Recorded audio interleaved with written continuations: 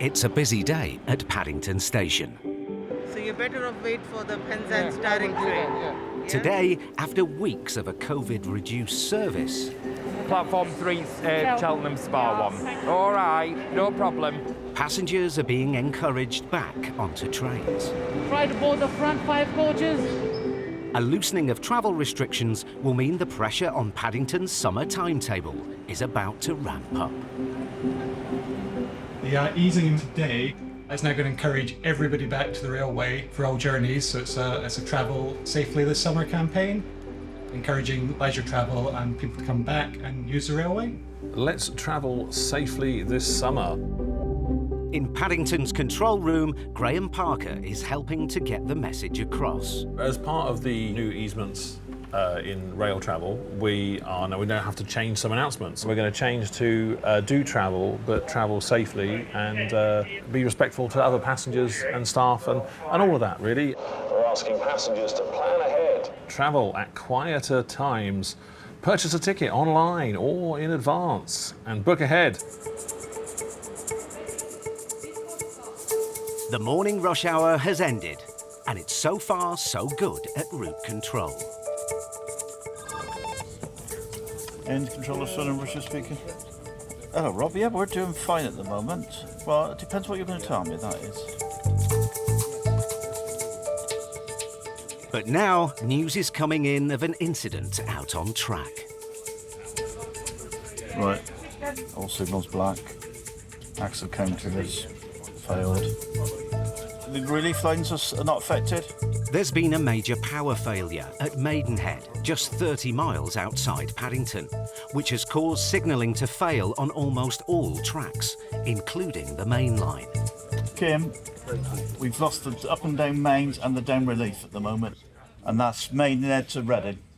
Any trains trapped? 1 kilo 10 trapped. Complete loss of signalling on the up and down.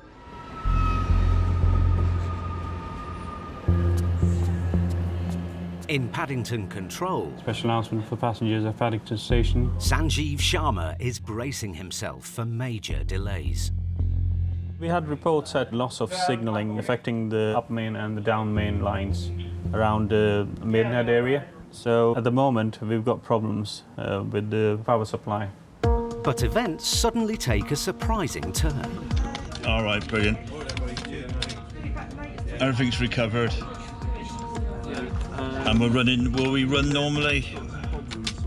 Everything's recovered. Up and down main, we lost all tracks. All signals went black. All points started flashing out of correspondence. And then all of a sudden it all come back. Now he suspects the generator may have kicked in a bit late. Any major disruptions seems to have been averted. But 2 minutes later,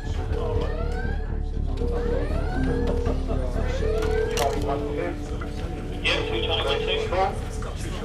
Yeah, 2 Charlie 1 2. Go ahead, say your message, mate. Run over something. 2 Charlie 1 2. Fatality. 2 Charlie 1 2. 2 Charlie 1 2. a train driver has called to report he's hit someone. Yeah, he's run over somebody. He's quite shaken. Signal's going to phone him back. Get the full details. Bob, can you do the ambulance for us? Well, that's what we're going for at the moment. Incident controller Richard Wolford calls BTP, the transport police. Information a little bit sketchy at the moment. We've had an emergency call from the driver. That's what we believe at the moment. Now, route controller Shay Doyle and the team have to get their own mobile operations manager, or MOM, to the site to take charge of the rail incident. Obviously, the first thing to do is get emergency services there, a representative from the railway, which will be our MOM, who act as Rio. We need to get the emergency service there ASAP. All right, obviously when you get there, you'll be the Rio. All right, thank you, bye. He's about another 15 minutes away. Adrian Jenkins. The news quickly reaches Paddington Control. So we just had reports of incident, so we'll see some delays to inward services and departures from Paddington. That's not a good news. As what about the ambulance service? Do we know whether they've arrived? At route control, it's now 5 minutes into the accident, and there's some worrying news that might change everything.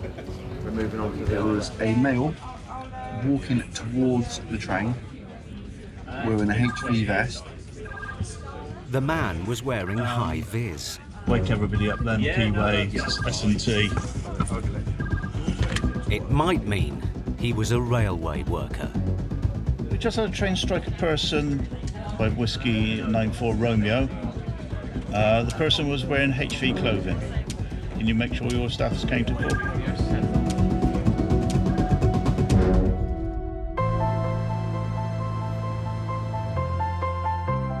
It's been 5 minutes since a train driver called route control to say he's hit someone out on track. Wake everybody up then, P-Way, S&T. And now word has come in that the train collision victim might be a railway worker. You know, could be a member of staff. Yeah. I spoke to Westbury P-Way, they're trying to account for all their staff. Moments later, there's news of another braking incident.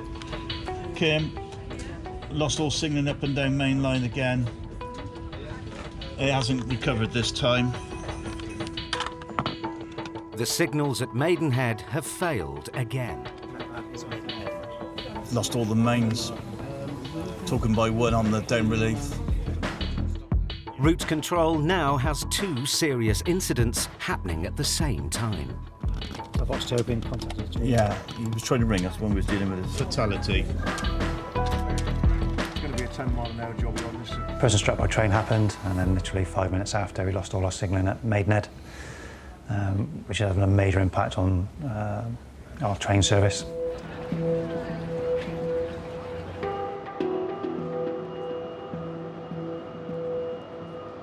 Yeah, basically all Bravo radios, Alpha radios.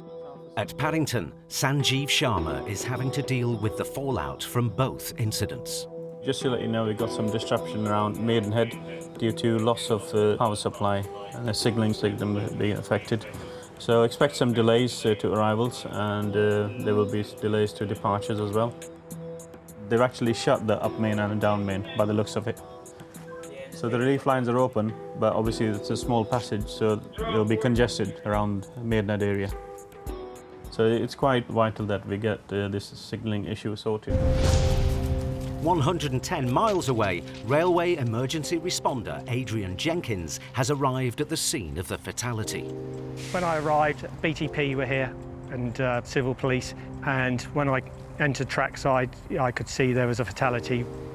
But with this particular incident, he's under added pressure. This is my first fatality that I've had to attend to whilst I'm on duty. It's human life, you know. It's sad. It's nothing but sad. As the investigation continues out on track, at route control, the Maidenhead signal failure is causing major disruption to the network. We've closed the up and down mains. Yeah.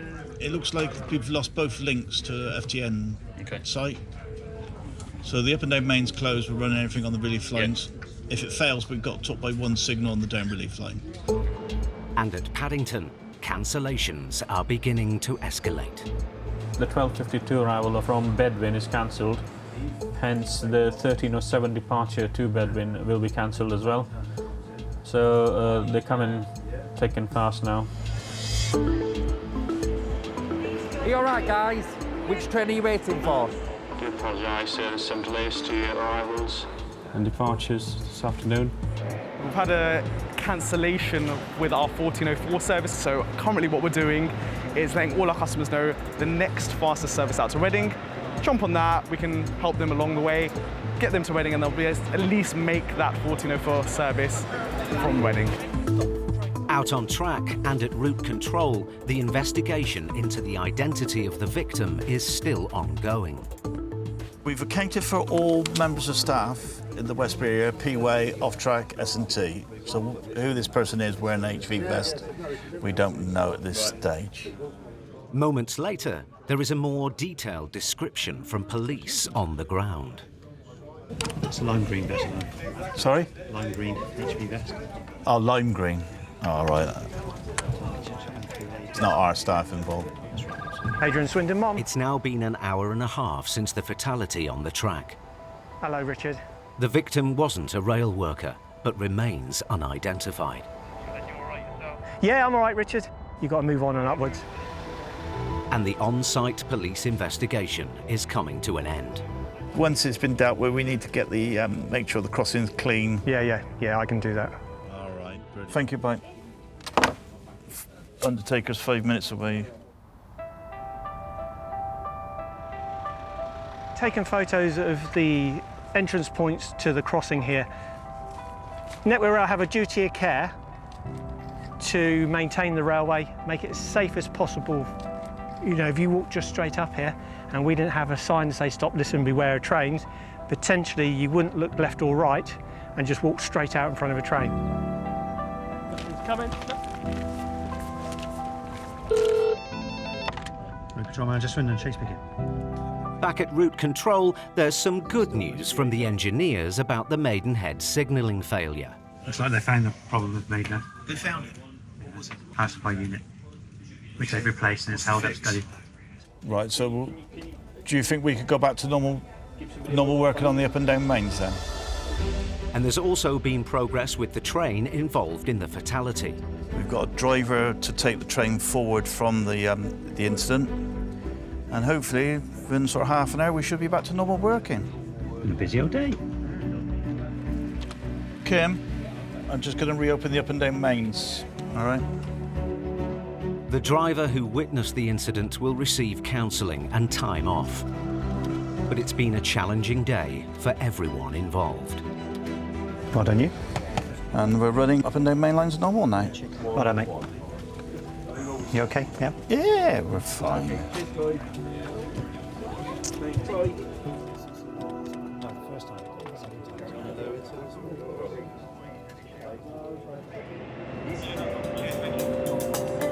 3 hours after the start of the two major incidents, Paddington is beginning to run to time once again.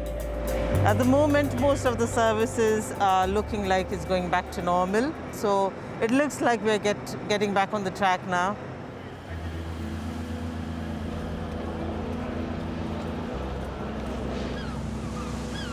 "320 miles away in Penzance, there's another Paddington-bound service that's back on track. 3 months after it was suspended due to COVID, the Night Riviera, the sleeper service that connects London Paddington to the southwest, is about to depart once again. The sleeper is a vital link. If you live in Cornwall, it's your main artery into London. So it is a unique service that everybody in Cornwall especially loves. There's a sense of pride when it comes to the sleeper. It's a special service. But tonight's departure won't be as straightforward as normal. New COVID hygiene rules mean that this service is going to have to undergo some special treatment. The sleeper is more like a hotel than a train. We are having to comply to the law of what a hotel would have to comply with. It has to be safe. It's warm wearing all this. We lose all the weight we put on during lockdown. All 36 berths have to be meticulously cleaned.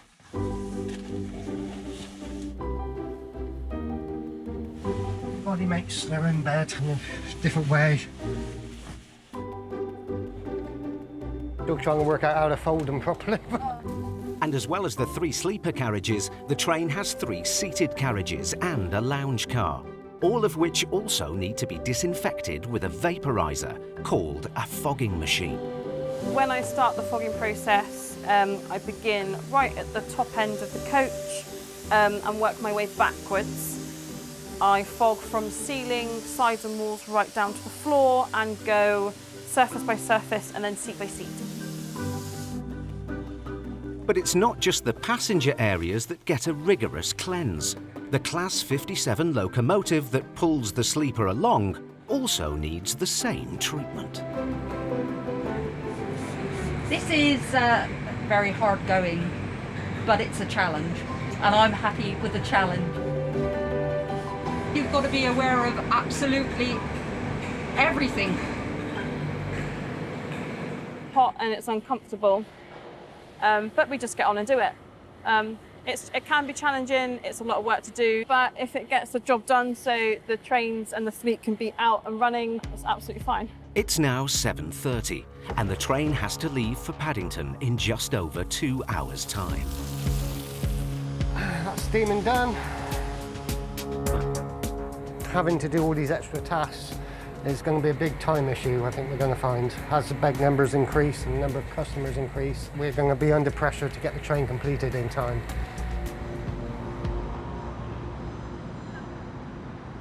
Back at Paddington. There, I'm pretty sure, is that the woman? Yeah, that's the one, I think. Yeah, it is. Staff are dealing with a disturbance on platform 10. Now we're to BTP. As a woman was stepping off the train, her bag fell onto the platform and rolled onto the tracks and under the train. Yeah, we have a situation. There's a lady who's dropped a bag on the tracks. There is a train on the tracks, but the lady's threatening that she's going to jump on the tracks to retrieve the bag.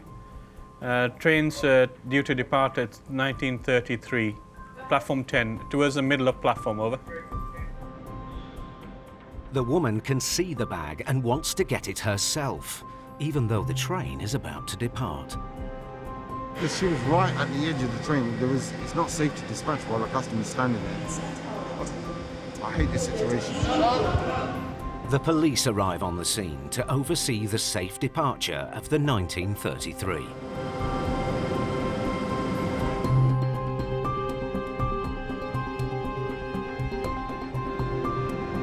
And as soon as the bag is revealed... Can I just get it? We had to stop her like 2 or 3 times already from trying to jump on and getting her things. Because either you get my bag back, or I'm jumping down to get it. Like, you're not doing that. Train dispatcher Irfan now has 10 minutes to fish the bag off the tracks with a grabbing tool before the next train arrives.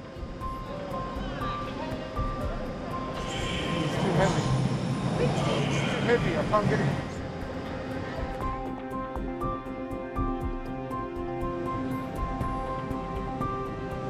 Now the next train is just one stop away. It's coming in a minute. But the woman is running out of patience. She's like very upset, very angry. And now there's a danger she'll take matters into her own hands.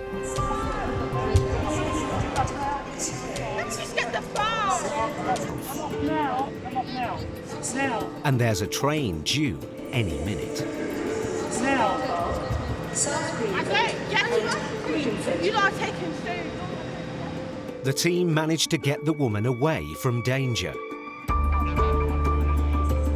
And with one last attempt and just minutes to spare, Irfan successfully grabs her bag from the tracks. Thank you so much. A crisis has been averted. I thought it's been a good job. Got it back safely. Yeah. She's on her way, and I'm going for a break. Yeah. And the timetable train pulls safely into platform 10.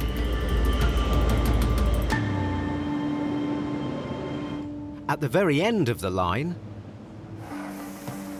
the sleeper team is under pressure to prepare the 36-berth 6-carriage night Riviera for its 21:45 departure.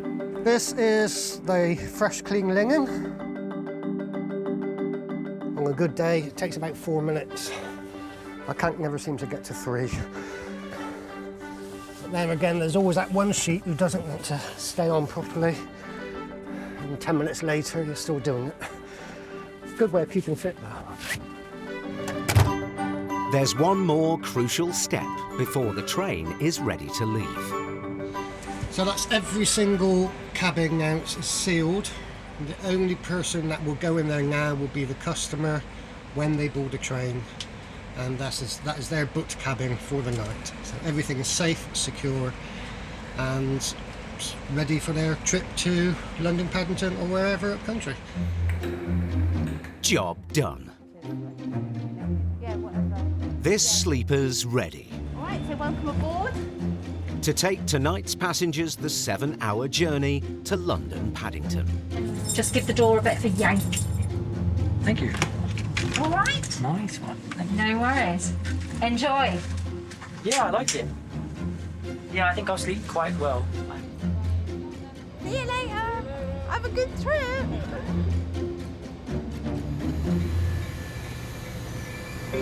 The appeal to get passengers back on trains is spreading right across Paddington's network and its 270 stations. Good morning. Thank you very much. Definitely getting busier. Lovely, thank you. When people were told to avoid public transport, that was a bit of a kick in the teeth. I couldn't see how, at that point, I was going to reopen. But people are coming back. There we go, that's £5.50 then, please. Have a lovely day, thank you.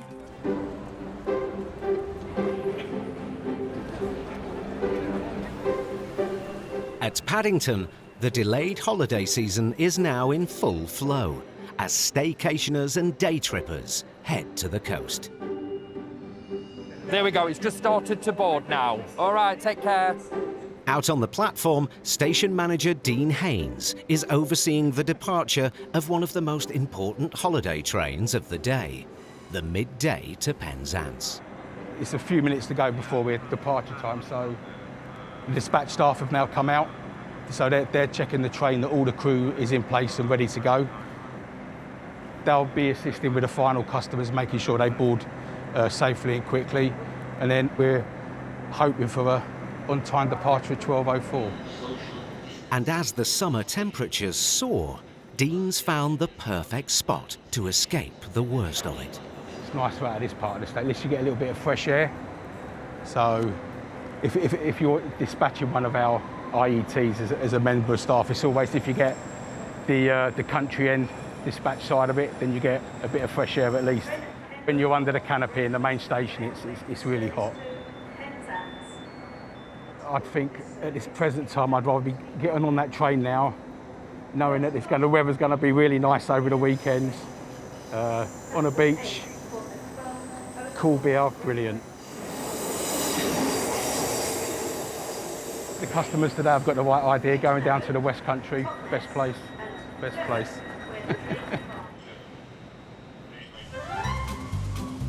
And one of the busiest holiday destinations in the West Country this year is St Ives. At St Erth, the interchange station for the beach resort, The summer is bringing people into Cornwall. It's fit to bus. COVID measures to socially distance on trains is causing an overflow of passengers. Platform's absolutely full. Don't run, please. So they're having to get them off the platforms and onto the buses. Face coverings on, please. In customers platform 3 to St Ives, there is an open top bus for social distancing. It's ready to go now. Having an open top bus service has helped tremendously. I just need to check your tickets, guys, if you wouldn't mind. And then we'll get you on board. Brilliant, thank you. Everybody wants to go upstairs, don't they? Enjoy the trip, guys, it's lovely. We're opening up the second one as well. Are you going on the bus? Yeah. If you just form a queue for me, guys, just tell me you've got your ticket. Thank you so much, thank you. All right, guys, have a safe journey. Bye now. That was really good. We've got a full bus going out there virtually. Most people are happy going on it, as you can see. And a second bus is on the way filling up. So we're going to be really, really busy today. Really busy.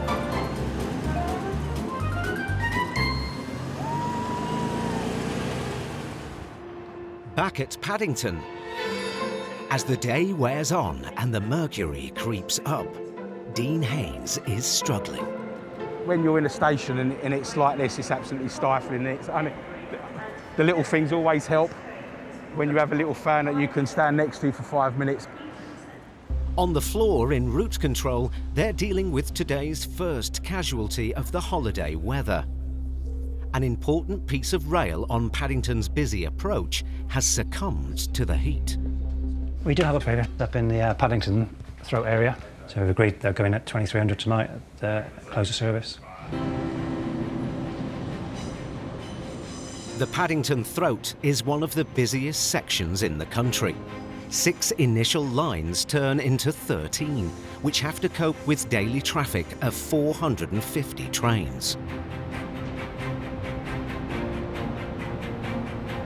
So the only opportunity for the rail repair is at night. Yeah. Josh Woodcock and his team need to identify why the track circuit system, which tells the signals and points whether there's a train on the rails, has failed. The heat that we've had today, these 2 bits of rail have expanded and have closed up together and bridged the top of that insulated joint there, which when it's done that, that's failed both these track circuits, which in a failed state means I can't run any trains into this section. All right, well, we'll get the gear down and we'll do this one. Yep. We'll get it sorted. Sweet as.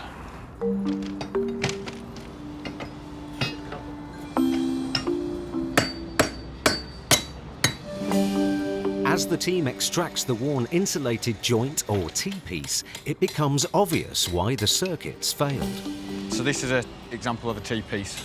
It is effectively a piece of plastic that goes between the rail, and it is shaped the same cutout as what our rail is. And if you compare it, this one, this is the one that they've taken out, which if I line it up next to it, you can see across the top where this is over time, with the movement of trains going over this, has slowly damaged it and it's cracked, and there's actually a piece missing off the top. The team gets to work to insert and fix the new joint.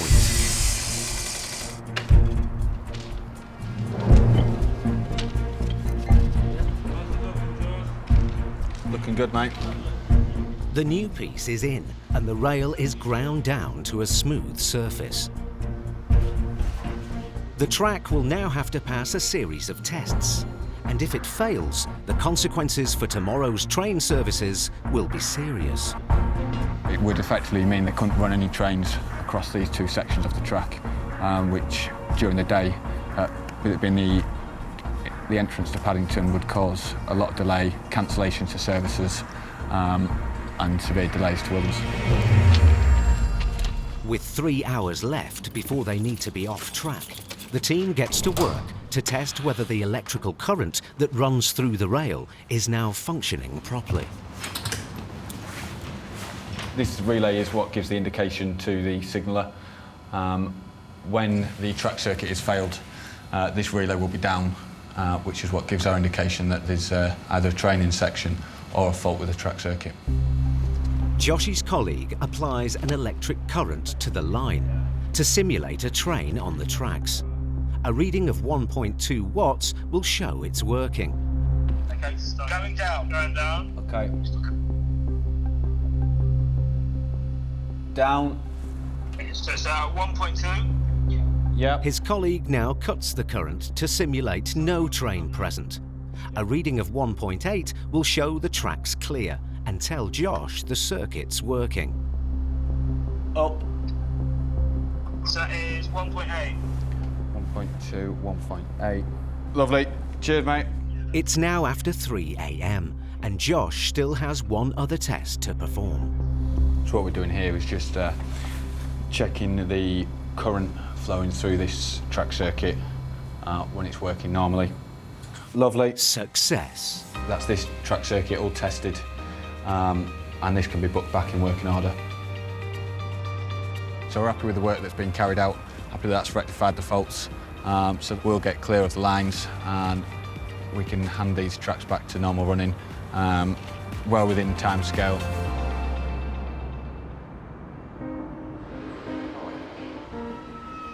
The potentially disruptive fault has been fixed. But as the morning countdown to another busy holiday weekend at Paddington begins, there's another looming threat to the train service. Friday morning in Paddington, It's busy so far. So far so good, but we're expecting record temperatures today. It's going to be a really hot weekend. For the moment, trains are running to time, but temperatures are expected to hit record levels over the next few days.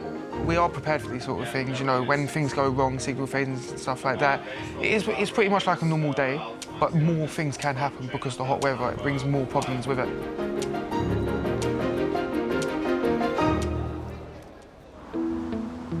Record temperatures are predicted right across Paddington's network, and at route control, good morning everybody, welcome to the Performance Conference. The Extreme Weather Action Team is making plans for the day ahead. It's going to be very hot today, so how we're going to play it is that the delivery unit are going to provide updates every hour past a predetermined temperature so that we can see the temperature rise through the day.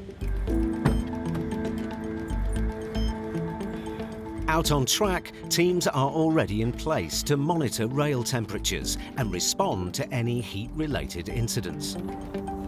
We're looking out for rail expansion. Obviously, we're going to be on site, so if points do fail, we can react immediately. We're up here with the tools ready to go. We're 33 degrees now. We're supposed to be at 36 at 3 o'clock this afternoon, which will be the blanket speed restriction. I can't see it not happening. It's getting hotter and hotter. Back at Paddington, Dean Haynes is once again preparing for a hot day under the station's famous glass roof. It can be really stifling in the station. It's technically like a greenhouse, so it might be 37 degrees outside, but if you talk to any of my staff that are on the station now, it's 40+ degrees in here at the moment. At route control, the first hot weather-related incident of the day is coming through. A track has buckled on one of the Paddington branch lines. If a train went over it at line speed, 125 mile an hour, a track buckle like that would probably derail a train. And out on the floor, controller Phil Spreggs also feeling the heat. Yep, man. Yep. Shit. Right, okay. At the minute, we've got 1 Alpha 25 trapped in section, but they don't know at what signal. Right, okay, I need to turn them on round, go to that yeah. now, don't I? So up main is blocked from Twyford West, everything up by relief. Right, cheers, we've got a train trapped. Yeah. Right. Axle counters are vital pieces of equipment that tell the signaller when a train has passed through a section of track. At least 10 trains affected and lots more trains indirectly affected behind those trains, waiting to get into that section.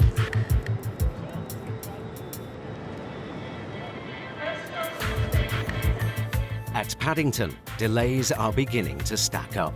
There's problems in the Maidenhead area, and it's almost now delayed by 13 minutes.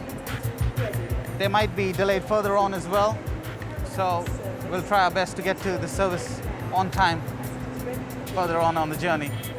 And back at route control, a second heat-related issue has just come in. We've had a major signalling problem down at Kintbury. Loss of 2 signals went black and some points due to a 1 amp fuse being blown in the location cabinet. That's the 4 stars is where the problem is. It's affecting all the passenger trains coming from Westbury towards Newbury and Reading towards Westbury. At Kintbury, near Hungerford, engineers are already on site and have honed in on the location cabinet responsible for the signal failures. We've had to replace this transformer rectifier over here because it was blowing 1 amp fuses within the circuitry, and unfortunately we've still got an issue. Initially, the technicians thought it was a transformer rectifier that had actually gone down, and indeed it had blown a fuse. Got a fuse to site, the fuse was replaced. Unfortunately, the same fault's happened again. We've lost the signals in the track circuits. With automatic signals down, signallers will have to verbally give drivers permission to continue. We're now in the situation of talking trains past red signals. It's still safe, we can run correctly, but we are putting time into each and every train that's running. This is going to cause a problem, and it is going to cause cancellations. To ease that, but cancellations in their turn will cause overcrowded trains and more people at Paddington, Reading, etc., the major terminal stations. At Paddington, as delays pile up, the pressure's on Dean and his team to keep their cool. It's really warm, isn't it? Really warm.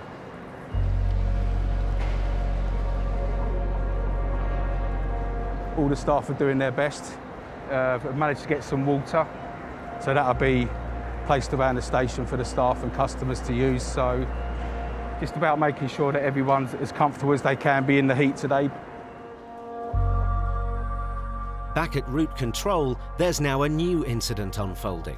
There's been an alert at Swindon rail station. Yeah, something about emergency evacuation, but we don't know why. Nobody's said anything to us yet, I guess. So do we know why Swindon station was closed? Firefighters are on site, trying to locate the cause of the problem. And now one of the railway's own emergency response team, Alan Van Leer, has joined them. What has been going on? Fire alarm was activated in our plant room. There's a solenoid or some big black box. It's red hot. He wants it investigated. He said if it's not running off, it's running off a gas pipe. So that's what you've been sticking your cold tea on to warm it up. Yeah. Yeah. But if it's not, he said if his heating's not on, it shouldn't be that hot. No, that's the put that. There's a fault somewhere. The fire brigade have asked us to check out one piece of equipment in there that's come up on their heat sensor.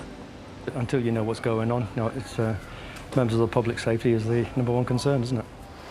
20 miles down the track at Kintbury, near Hungerford, engineers have finally identified what's been causing a signalling malfunction. A cable has degraded and short-circuited the transformer, but it's not a quick fix. At this moment in time, we are probably looking at least an hour before we're in a position where we can divert the circuit. Once we divert the circuit, we have to do a function test of the circuit to prove that it is actually working correctly to design, so that when we hand it back to the signaller, he knows it is 110% safe for him to carry on running trains and using that signal.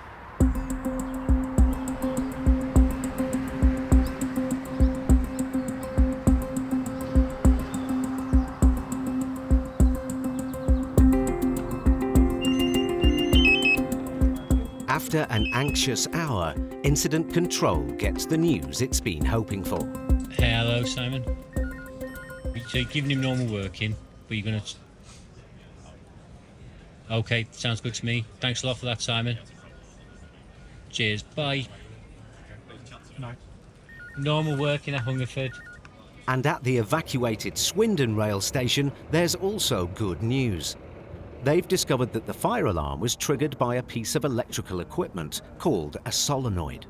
Turns out there's a problem in the plant room there. I think the fire officers have identified an overheating solenoid. So, but it looks like they're quite happy for the station to reopen, and as we can see, trains behind. Passengers are allowed back in again.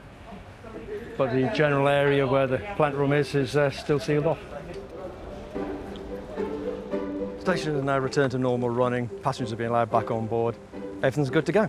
I'm going back for a nice cup of tea. Thank you very much indeed.